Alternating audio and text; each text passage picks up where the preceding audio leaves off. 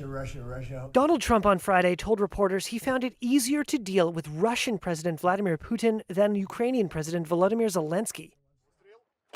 And he said he believed the Russian leader, who launched an unprovoked attack on Ukraine more than 3 years ago, when Putin said he sought peace. Yeah, no, I believe him. I believe him. I think we're doing very well with Russia. But right now they're bombing the hell out of Ukraine. And Ukraine, I'm finding it more difficult, frankly, to deal with Ukraine. And they don't have the cards. Earlier on Friday, the U.S. president had raised the prospect of imposing large-scale sanctions on Russia.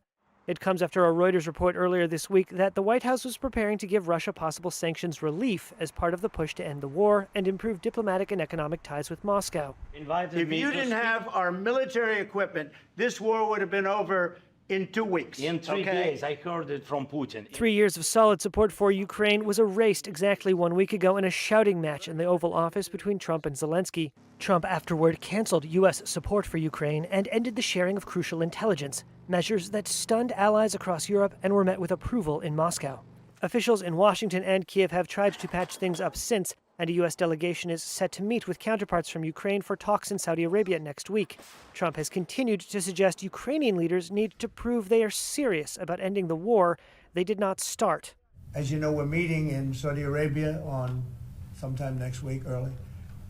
And we're talking, would I find that in terms of getting a final settlement, it may be easier dealing with Russia, which is surprising because they have all the cards. I mean, and they're bombing the hell out of them right now.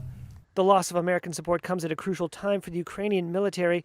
Russian forces have almost surrounded thousands of Ukrainian troops who stormed into Russia's Kursk region last summer. Open-source maps show a Russian counteroffensive has nearly cut the Ukrainian force in Kursk in two and separated the main group from its principal supply lines.